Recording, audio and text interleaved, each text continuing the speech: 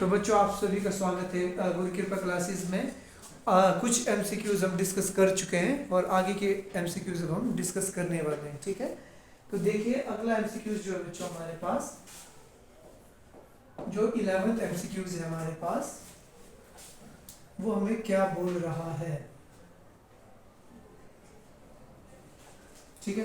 तो 11th MCQs is the name the quadrilateral whose diagonals are equal. ये बोलता है कि ऐसी क्वाड्रिलेटरल का नाम बताइए जिसके जो हमारे पास डायगोनल्स होते हैं वो आपस में इक्वल होते हैं। Options are rhombus, kite and rectangle.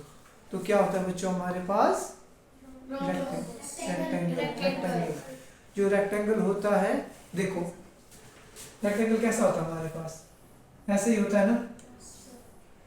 अब रेक्टेंगल की खास बात क्या होती है, इसकी अपोजिट साइड्स आपस में क्या होती है, आपस में इक्वल होती है। और ये वाला एंगल क्या होता है बच्चों हमारे पास, हमेशा 90 डिग्री का एंगल होता है। और अपोजिट वर्टेक्स को ज्वाइन करने वाली लाइन क्या होती है, इसको हम क्या बोलते हैं, डायगोनल, ठीक है।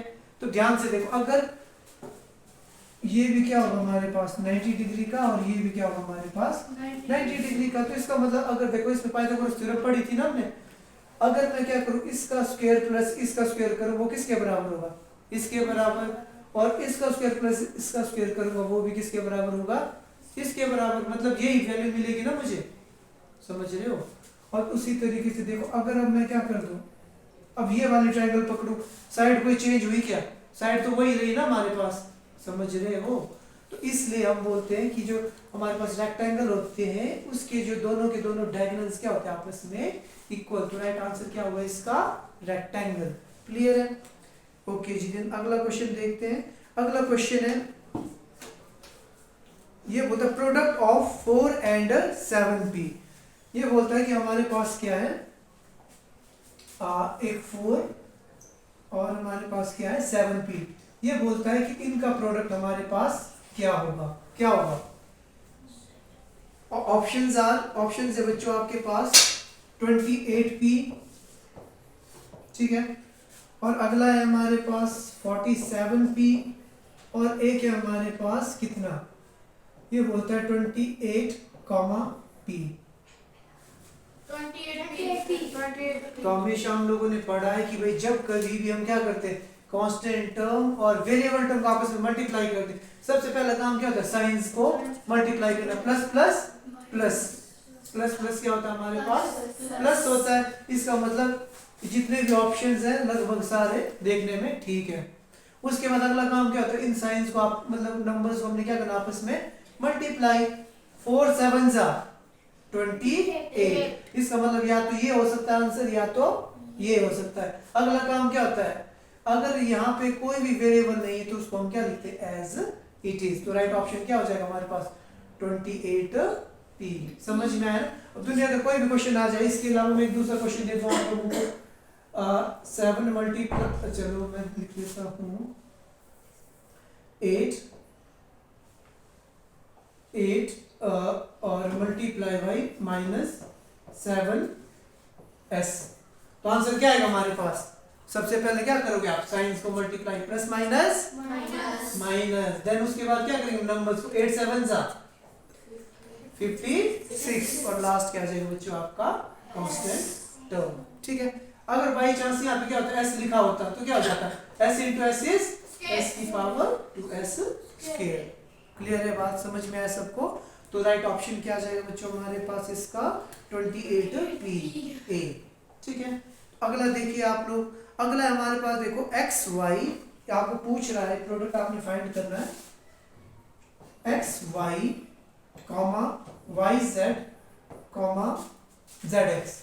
आपने क्या करना है, इन तीनों का प्रोडक्ट बताना है। अब देखो सबसे पहला काम तो क्या होता है, इन तीनों के साइंस देखने हमने, सबके साइंस सेम है ना। तो plus plus plus plus into plus is plus, समझ में आया इतना। उसके बाद क्या करूंगा, मैं देखूंगा कहीं x तो नहीं है, एक x इधर है एक x इधर है, x into x is x square, x की पावर 2। देन उसके बाद मैं y देखूंगा, y into y, y square और z into z is Z z square. square. तो right option is x square, y square and z square. तो 13 number question का answer क्या हो जाएगा आपका सी। समझ में आया ना? अगर बाई चांस देखो यहाँ पे कुछ ऐसा हो जाता है, बाई चांस मान के चलते हैं यहाँ पे ऐसा हो जाता है, यहाँ पे ऐसा हो जाता है, ठीक है? तो आंसर क्या था हमारे पास? अगेन अब यहाँ पे x एक बार है, यहाँ पे x दो बार है। जब बेस सेम होगा पावर क्या हो जाएगी इनकी? ऐड हो जाएगी। मतलब क्या आ जाएगा हमारे पास? देखो x मल्टीप्लाई बाई x की पावर 2, ऐसे करेंगे ना। उसके बाद सेम हमारे पास क्या था? y की पावर 2 मल्टीप्लाई बाई y, और उसके बाद आप क्या करोगे? z की पावर 3 मल्टीप्लाई बाई z की पावर 1। अब हम लोगों ने पढ़ा था कि जब कभी भी बेस क्या हो, सेम हो, पावर क्या हो जाती है? आपस में क्या हो जाती है? ऐड हो जाती है। तो देखो x की पावर यहाँ पे क्या है? 1। क्या बोलते हैं? 1 + 2 is 3। तो क्या आ जाएगा? x की पावर 3। समझ में आया? आप डायरेक्ट भी कर सकते हो। तो y की पावर कितनी आएगी हमारे पास? अगेन 3। 2 + 1 is 3। ठीक है, ठीक है जी। तो उसके बाद क्या था हमारे पास? z। अगेन z की पावर कितनी आ गई? 3 था। 3 + 1 is 4। समझ में आ रहा है ना? एक एग्जांपल एमसीक्यूज इसलिए समझा रहा हूं ताकि इससे रिलेटेड जितने भी क्वेश्चंस हमारे पास आ जाए हम सारे के सारे क्वेश्चन कर पाए। समझ में आया आप सबको? ठीक है, देन हम चलते हैं अगले क्वेश्चन की ओर। अगला क्वेश्चन क्या बोलता है बच्चों? आप लोगों को बोलता है the coefficient of x square in 1 + x + x square. अभी इसने हम लोगों को एक इक्वेशन दी है 1 + x स्क्वायर। ठीक है, आप लोगों ने क्या करना है? x स्क्वायर का कोफिशिएंट बताना है। तो ऑप्शंस है आपके पास 2, 1 एंड 0।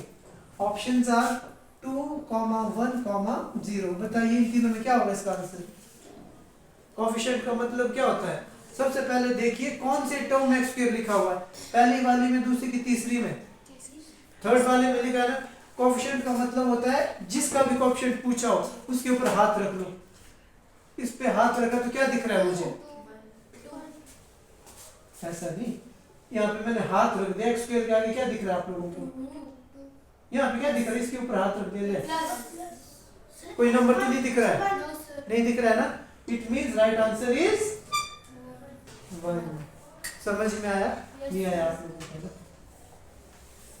देखो मैं कहना क्या चाह रहा हूँ आप लोगों को? मैं कहना ये चाह रहा हूँ कि देखो ऐसा था ना क्वेश्चन, मान के चलता मैं यहाँ पे 2x स्क्वायर लिख लेता। अब पूछता कि x स्क्वायर का कोफिशिएंट क्या है। x स्क्वायर की बात की ना मैंने। आप लोग क्या करोगे? x स्क्वायर पे हाथ रखोगे, फिर देखोगे क्या नंबर दिख रहा है हम लोगों को? 2। तो आंसर क्या होता है हमारे पास? 2। समझ में आया? अब मैं बोलता हूँ कि what is the coefficient of x। तो मैं क्या करूंगा? अब की बार हाथ x स्क्वायर पे रखूंगा कि x पे रखूंगा?